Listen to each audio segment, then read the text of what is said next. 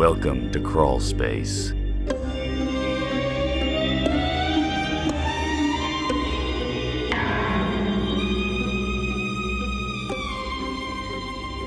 Welcome to Crawlspace. I'm Tim, here with Lance and Chloe today. What is up, you guys? We're here in the new studio. Wormtown, a.k.a. Worcester, Massachusetts. Feeling outstanding today. It's a Chloe, good day. Welcome back. Welcome to the Crawlspace Studios, Chloe. Thank you so much. It is great to be here. Very exciting times. Cool. We're going to be talking about the Dean murder today. We've done 3 episodes about this Dean murder from 1919 in Jaffrey, New Hampshire. And so this is the 4th episode that we're doing. Some of this audio is going to come from the meeting that we had with them in April of 2017 up in Jaffrey, and we played some of that audio in episode 3 of our Dean coverage. The Dean Murder Research Group. A group of guys up there in Jaffrey, mostly men. So pretty interesting stuff. They all have theories on this, so we're going to play some clips from that today. And Chloe, you were at one meeting up there. I'm not sure how immersed you are in the ideas of the Dean Murder Research Group and things like that. I'd say I'm rather separated from it. I went to that initial discussion, but I was not available for the subsequent meetings, so this is kind of fresh perspective coming from me. Perfect. We need that because Lance and I know the story a little bit. So what we're going to do here is play a few clips and just kind of talk about those clips, and then we want to talk about some characters, or at least one specific really fascinating character. Right. We've been getting some people who have been talking about the case. You know, they'll email us and you know, we've been doing the case kind of sporadically over the course of the past few months. So, you know, this installment is due for the people who are interested in this case. And I think what we'll try to do is introduce these characters because there's a lot of them. It's a super dense case, and there's a lot of interesting characters. So we want to make sure we deliver the information as consumable as possible. Right. And before we play our first clip, let's just mention our live show for the Missing Maura Murray podcast. It's going to be at the Rockwell Theater in Somerville, Massachusetts' Davis Square on November 19th at 6 p.m. And we're going to have Maggie Freeling and Art Roderick, who were the lead investigators on the Oxygen program, the disappearance of Maura Murray. So it's going to be Lance and I talking to Mart, Maggie, and Art. And so that'll be pretty fun. So there's a link for tickets in the show notes. And make sure you get those tickets as soon as possible because they are selling, as you would imagine, pretty quickly. It's an intimate theater, the Rockwell Theater, and very limited seating. I think the theater has 180 or 190 seats, and those are going pretty quickly. So would love to have everybody possible there. And, your chance to ask questions. These questions to Art and Maggie. Okay, so let's play our first clip here from the Dean Murder Research Group. So this is the scene of the crime. That's his house. That's another view. Were they living there at the time, or That's how it at is a cottage? Were they living at the big house at the time? No. The Deans lived in the cottage, right? The bungalow. Rented out. They built the house, and then they ran into some financial hard times, and they ended up renting out. They moved into the smaller house and rented out the big house. Right. So the big house was what we first saw. That was the main house. That's where Coffelt rented. Rented, yeah. And it was empty at the time of the murder. Why was it empty at the time of the murder? Nobody lived there. Left. Coffelt had left. They had a dispute, and they were moved from Jaffrey to New Ipswich. The Coffelt? Coffelt. So there was nobody in the big house at the time of the murder. He had gone about 2.5 weeks, Mark, wasn't it? Something like that, the time frame? 2 or 2.5 weeks. And that was actually, they moved to Temple or Greenfield. Yeah. But Same thing. Same Right. thing. It was around May that they left. How long had they been there? How long had they been renting the house? Since A couple of years. October or September even of the year before. He had come to Jaffrey and rented another, this is Coffelt we're talking about. He'd come to Jaffrey and rented another house in like the summer of 1916. Then he came back and moved into the Dean house in the fall of 1917 and stayed through the winter, which was, who does that? Lots of people back at the time would come and rent summer houses in Jaffrey. Nobody rented winter houses. Did they have another house Get a somewhere? good rate. Was- Yeah, he was a wealthy man. He lived in, they had a place in New York. Yeah. So an this apartment. was, And in Westchester too, somewhere. Yeah. In multiple places. did you know what, were they renting for vacation or? Yeah, that's the No, big that- question. the question. And the thing is as you can see from the picture that Rob just had up there, it's wide open. It's up on top of a hill, and you have a complete panoramic, expansive view of Monadnock and the whole Temple Mountain chain.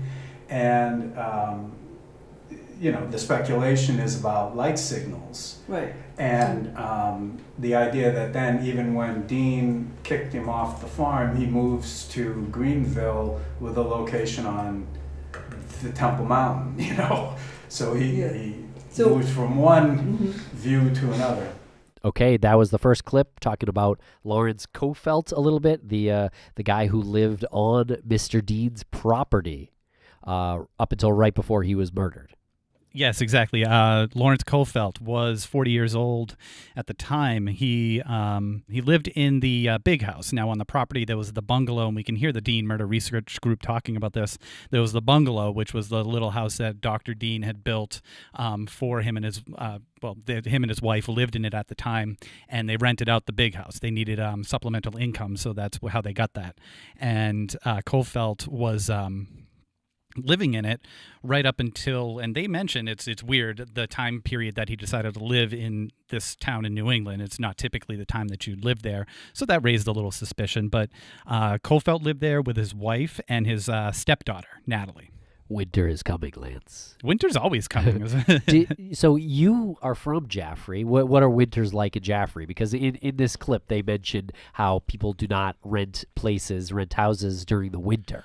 I'm from Jaffrey. Winters in Jaffrey were typically the same as any winter in a small town in New England. However, we're talking about, the turn of the 19th century or the turn of the 1900s, and automobiles were very scarce, and traveling during the winter is a whole different story back then. You didn't spend the winter in Florida if you were a certain age like you do today. No, I mean, Mrs. Morrison, she spent 7 months out of the year in like I think 1.75 miles away from Dean's house. So she was considered a neighbor, and then she lived the rest of the time in Boston. So Much warmer in Boston. much warmer. At least the roads were probably a little better taken care of. So that goes into the suspicion of Coffelt, and why would he be there during this period of time, especially when you talk about the lights that were coming off of Mount Monadnock, or allegedly coming off of Mount Monadnock and the surrounding mountains, and Coffelt had a car. Do we know more about his background, Coffelt? Coffelt was somebody who we can reference Ryan from I think that was the second episode we did of the Dean the Dean murder episodes. Coffelt was somebody who was considered at the time to be, he was from America. I believe he was born in his parents were born in Philadelphia, Pennsylvania, somewhere in Pennsylvania, and he had a wife and he had a stepdaughter, and because of the last name, it had a very European look to it. He was, during the grand jury testimonies, he was asked about his sympathies towards which nations during World War I, and he was repeatedly asked this, and he repeatedly answered that he, at the beginning of the war, who did you side with? And he said, well, hands down, like, I sided with the Allies. I'm an American. But his nationalism and his loyalty was often in question. And he was a man who came from an independent wealth, and he didn't have to work. And people often wondered where this wealth came from. And this was during a time where it was you worked or you fought. And he didn't work, and he wasn't fighting in the war, so he worked on a shipyard, and a lot of people question why he would work on a shipyard when he didn't have to work. So he he definitely raised the suspicion when he left, when Dean kicked him off the property. And Dean reported to have said to Mrs. Morrison, "I'm too good of an American to have a man like that on my property." And when he left, Mrs. Morrison went on record at the grand jury testimony to County Solicitor Picard that Dr. Dean confided in her, quote, "They left in the middle of the night and everything was left in very bad condition. Chairs were overturned, beds had been stripped, and there was as if a hurricane had gone through the house." This was what Mrs. Morrison said to the grand jury, to County Solicitor Picard, about the abrupt dismissal, the abrupt eviction of Coffelt on the property of Dr. Dean. So there are two factors that are questionable: where his loyalties were as far as nationalism in the United States, and also where his money came from. Yeah. Good. Yeah. Among a couple other things, the character that we introduced last time, this Frank Romano character, who was Coffelt's right-hand man and an ornery type person, from what we understand. Okay, and here is the next clip. So that was, we have the theory that Mrs. Dean, which was the kind of the first thing, but was fairly easily dismissed. Then there was a lot of speculation about this Mr. Coffelt, who was living in the house, had rented the house through the winter. Why would anyone do that? He was wealthy, independently wealthy, wasn't working. He was just sort of a suspicious character to have in Jaffrey at that time. And whether or not then around the town it was speculated that he may be a German sympathizer. The people started reporting having these light signals that they were seeing flashing from Monadnock and Temple Mountains. As I said, the Dean farm, in particular the house where Coffelt was renting, has this unbelievably beautiful view of Monadnock on the one hand and Temple Mountain on the other hand.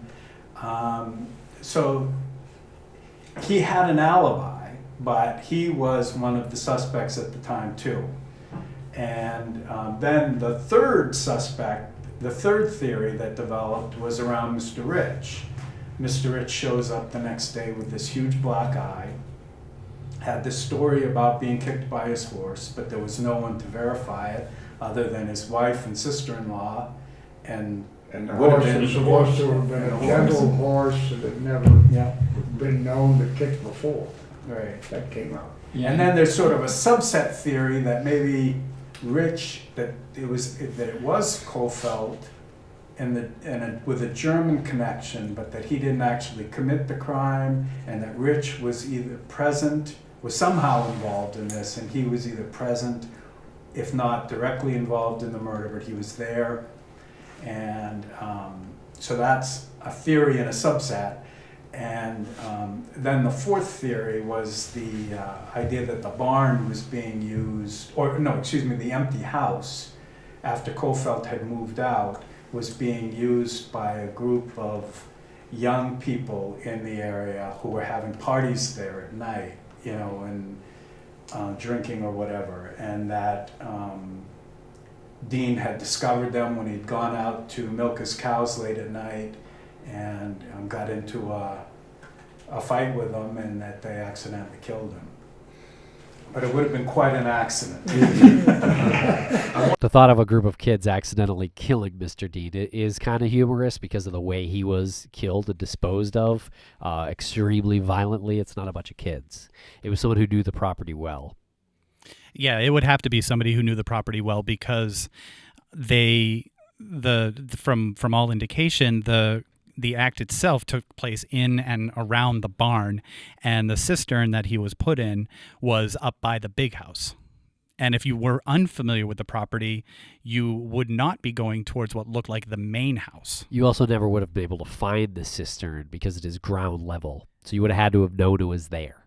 Unless you'd been staking the house out before, and that means that it wasn't kids just messing around. Right. So that answers that question there. Chloe, you're nodding.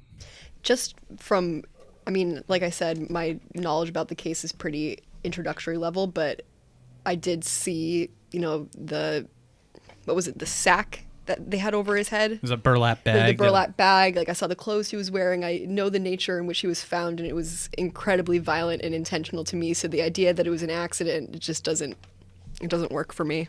No. It speaks more of a message. Yeah, and he goes through some of the theories here, talks about Mrs. Dean and that theory being utterly ridiculous. And then he talks about Charles Rich and Coffelt. So that theory is a lot closer to, I think, what probably really happened. Yeah, and I think the Miss Morrison, the neighbor, I think she is more of an important character, and we should get into her later on. Well, let's play the next clip, yeah. The accounts of the lights that they speak of on the mountains weren't just exclusive to Dr. Dean. Miss Morrison claims to have had, to the grand jury, claims to have had people at her property. Some of them might have been government officials, some of them were neighbors, but they called up to her property and they would stand and watch these bursts of red and blue and different colors coming off of the mountain ranges. And it was not explainable to them at the time. And this seemed to be a pretty widespread sighting, a widespread occurrence. Another factor about Miss Morrison is that she was one of the many people that heard what seemed to be a high-powered automobile that night, driving up towards the Dean farm. Okay, let's play this next clip. Right before this murder happened, or a week, Romano left the employ of Coffelt at the very end of July or the very beginning of August. The murder happened on August 13th. Now, right prior to that, the military was showing up. I believe the Navy the Navy showed up in Temple, and they knew. They talked to Romano. They were looking for Coffelt, and they knew that he was going to talk to Dean and Rich. So there's people coming around, sniffing around. Okay. All of a sudden, Romano decides he doesn't want to work for Dean for Coffelt.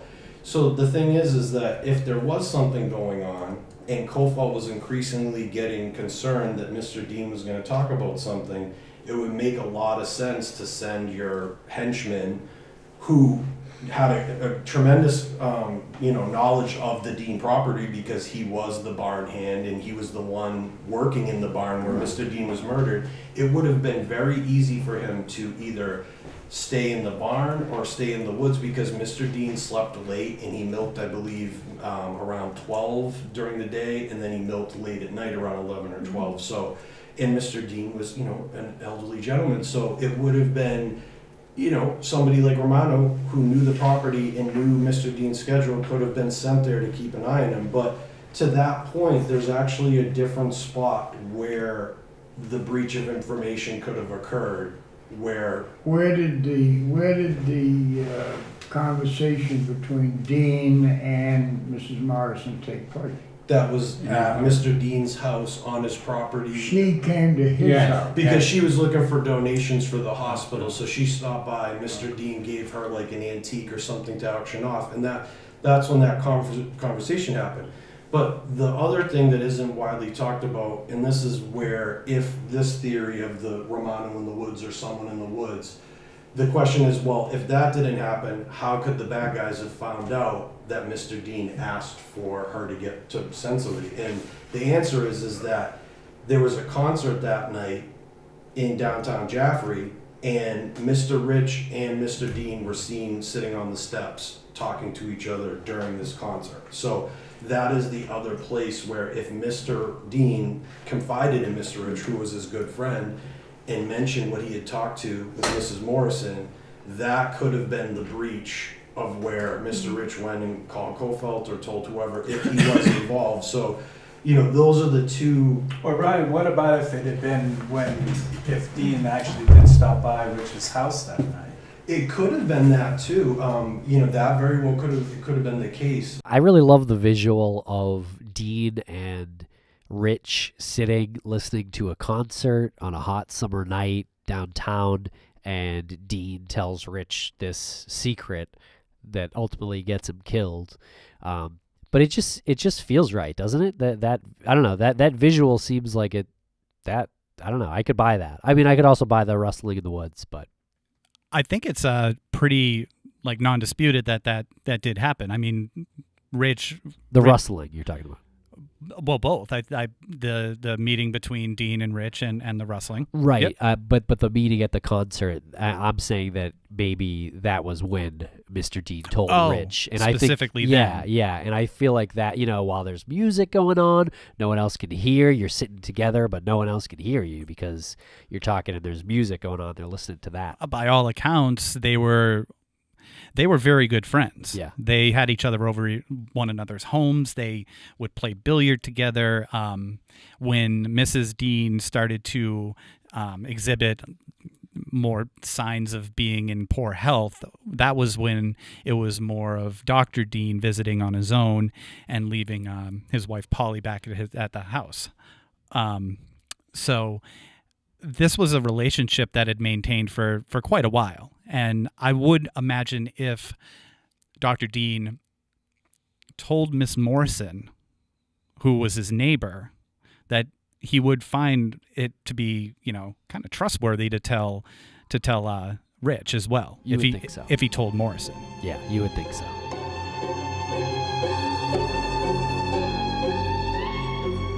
What if hiring could be easier, more streamlined, and less time-consuming?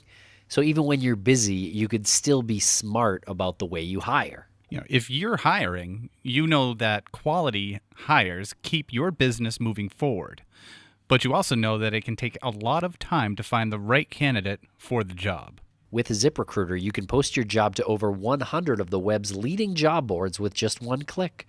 So you can rest easy knowing your job is being seen by the right candidates. Then, ZipRecruiter puts its smart matching technology to work, actively notifying qualified candidates about your job within minutes of posting, so you receive the best possible matches. That's why ZipRecruiter is different. Unlike other hiring sites, ZipRecruiter doesn't depend on the right candidates finding you. It finds them. Tim, no wonder 80% of employers who post on ZipRecruiter get a quality candidate through the site in just one day. Lance, find out today why ZipRecruiter has been used by growing businesses of all sizes and industries to find the most qualified job candidates with immediate results. And right now, our listeners can post jobs on ZipRecruiter for free. That's right, free. Just go to ZipRecruiter.com/crawlspace. Just to be clear, that's ZipRecruiter.com/crawlspace. And I'll do it one more time. To try it for free, go to ZipRecruiter.com/crawlspace. ZipRecruiter, the smartest way to hire.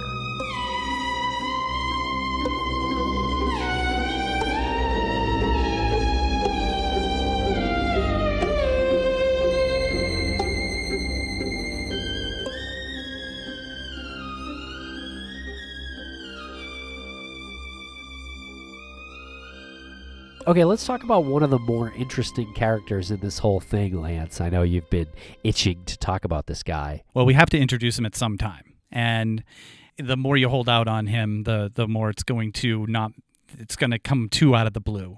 Yeah, Willie Wendt deKerlor is hands down the most fascinating person involved with the Dean investigation. Not only were his tactics during the brief period of time he had in Jaffrey Unorthodox, his entire life, I mean, before Jaffrey and after Jaffrey was something out of a novel. He would present himself as a psychologist, a criminal psychologist, a doctor, a lecturer. He was a citizen of Poland. He lived in France, Germany, England during the late 1800s, early 1900s. He presented himself as a showman. He billed himself as the world-famous Dr. W. deKerlor. He was known in London as the Piccadilly Faker. He was really at the forefront of using criminal psychology or forensic psychology. Forensic psychology started in 1893. So, we're talking a period of not even, 15, 20, 25 years. He also dabbled in psychic abilities, extrasensory perception, and he gave lectures on that. That's how he met his wife. He gave a lecture in London, and his wife was Elsa Schiaparelli. So that story's fascinating because Elsa Schiaparelli was one of the most revolutionary designers of her time. It was Schiaparelli and Coco Chanel, but before she became that, she was married to Dr. deKerlor, and they became engaged only a day after their first meeting. So I believe it was the summer of 1914. They get married, and they attempt to earn a living utilizing and try to monetize deKerlor's reputation as this psychic. So he's doing lectures, he's doing fortune telling, and it was actually the fortune telling that got him kicked out of London in 1915 because it was illegal. And they head to America in 1916. When they're in America, basically deKerlor is trying to play both sides during the Russian Revolution.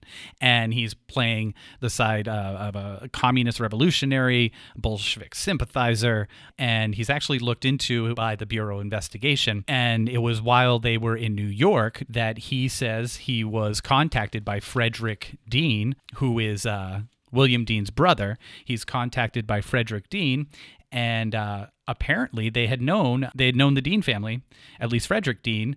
And on August 21st, Frederick Dean calls him up and asks him to come up to the house. His brother's been murdered, and he agrees to come and provide his detective services. But what happened in Jaffrey, and what did this guy do with the Dean case? Because it was viewed afterwards sort of as hocus pocus, right? I think it was viewed during as hocus pocus. He believed in the cosmic energy of someone who's gone through a traumatic experience. If their blood stains were spilled, he could take a picture of those and he could see the people responsible. He specifically said this in the Dean case. Right. So if there's someone murdered and there's blood spilt, you could take a photo of it, of the blood splatter. And then if you develop that photo and zoom in all the way, you will see the victim's murderer in the reflection of the blood. So Frederick Dean was aware of this and invited him to Jaffrey to look into the case because of these psychic abilities? Yeah, I think people thought it was real. Okay. Well, I think he had developed such a... at that time, he was living in Boston in 1918, and I think he had developed... He was pseudo-famous. He developed quite a reputation for being charismatic, for putting on these lectures, for being outgoing about it. He basically became the father of this new movement, this like new age type of investigating. We can probably reach out to Ryan for how Frederick Dean and deKerlor actually, I don't even know if there's a document of how they knew each other, how they became connected. But again, he was somebody that was out there. It's sort of like reaching out to, say, like Dr. Phil, if you're having family issues. I would never reach out to Dr. Phil. Yeah. Especially if I was having family issues. Well, Frederick Dean learned his lesson because he renounced him, and for reasons that have been widely speculated, whether he was forced out or maybe Frederick Dean just saw the error in his ways. But the deKerlor left Jaffrey and left them with a bill. I believe the bill was around $1,500 for his services and his expenses. And during that time period, who knows? He very well could have, made a lot of like positive movements in the case. But he did shake things up. What was $1,500 back then? Was that like the equivalent of $30,000 today? Yeah, you know what? It would probably be the equivalent of, I would say you're probably right around there, like 15, 20,000 maybe. Yeah. I'm not sure what the inflation inflation rate was back then, but So did he have any conclusions about what he thought might have happened? he was convinced that it was that Charles Rich was involved. There was a pretty dramatic moment where deKerlor matched scratches that were found on the wood of like a piece from the barn, and the rock that was like the rock step that was outside the barn. He matched them with the scratches that were on Rich's face that caused the black eye. So Rich had the black eye from the horse that kicked him when he had his pipe. He said it was a glancing blow, and a horse kicked him. And publicly, deKerlor matched those scratches up, did a side-by-side comparison and called him out on it. Sounds very dramatic. He had a flair for the dramatic, and he had no problem.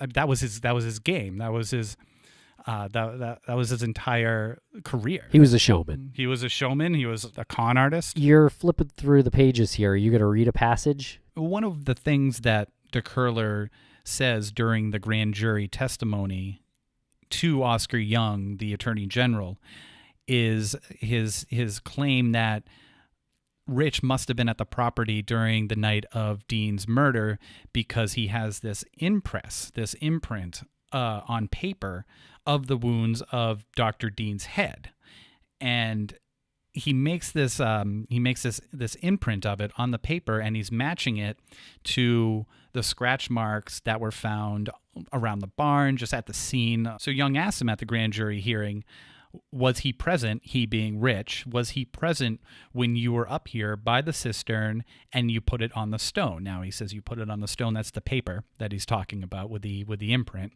And deKerlor says, yes, that's right. And Young says, where were you when you put it up to his face? And deKerlor says, by the cistern, up here, right here. And Young says, now then, tell us about that. deKerlor's reply to this is, as I stood by the cistern and these gentlemen were all around, I said to Mr. Rich, when I came to see you on Saturday morning first, you had a cut from here to there, a longer cut from here to there, and one also from here to there. Now it looks really too strange indeed, those marks coincide, and I methodically showed it. I said, you can see for yourself this mark would be fitting here. The other one would hit there, and this might, you see, actually cut the earlobe, like that. The other, I presume, it might not, perhaps. This dent, that would go here, as the instrument fell against the face of the man. It might have been the second or perhaps the third prong that had cut the ear as the instrument fell outside the door on the porch. Now what he's doing here is he's standing by the cistern with Rich, with other people around, and he's got this imprint that he has taken from the wounds on William Dean's head. And he is matching them to Rich's face, to the wounds that are on Rich's face right around the black eye. Well, he describes Mr. Rich as very livid and not at all composed. So that's just one example of how he shook things up. At the grand jury, he was asked by one of the jurymen, do I understand it to be possible for anyone knowing Mr. Rich to recognize his likeness from this photograph from the faces that are seen in the photograph? So he claimed to have seen Mr. Rich's face in the photograph in the bloodstains. How do you even deny that? How do you dispute that? Well, he backed it up by saying if there were 100 people that would see it, at least 90% of the people would see these things. And he said others are rather stunned. In other words, people look at things in a different way.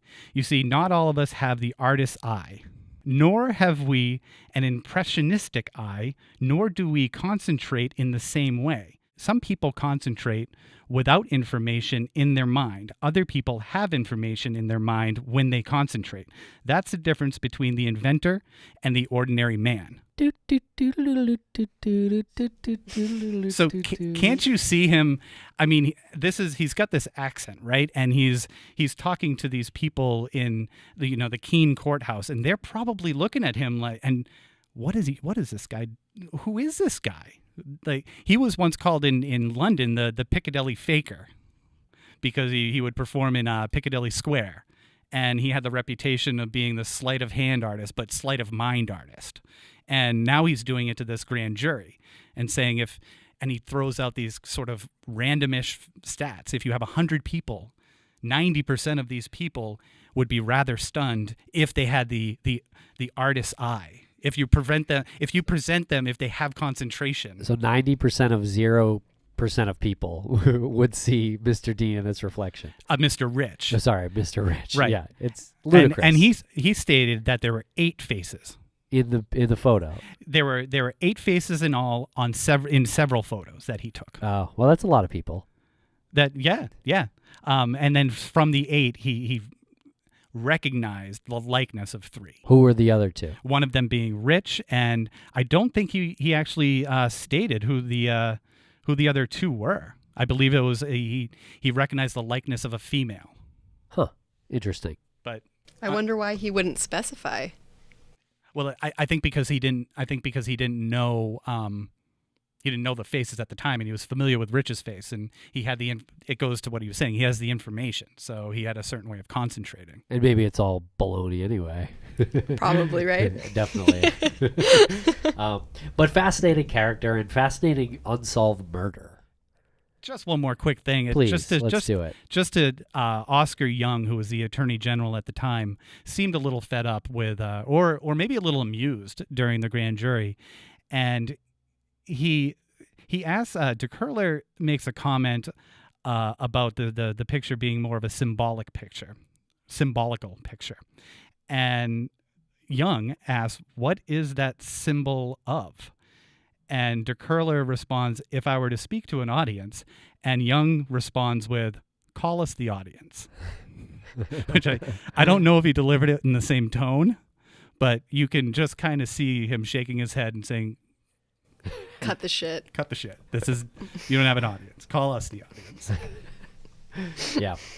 So as we continue our coverage into the Dean murder, deKerlor's name is going to come up more and more. His techniques, his methods, the way the town responded to him, the way Frederick Dean eventually responded to him. These things are going to come up more and more. They're going to be fascinating, and I hope that the listeners are as fascinated with him as we are, because the more you read about him, the more he just becomes this character, like I said before, out of a novel. Even his death in 1928, deKerlor was murdered in Mexico, and the circumstances were never revealed. As far as I know, it's not solved. So here we have another mystery that has been born out of this Dean murder mystery. Well, thank you very much for listening, and thank you, Lance and Chloe, for talking about the Dean murder. And we will be back soon with more Crawlspace. Follow us on Twitter at CrawlspacePod. Thank you very much.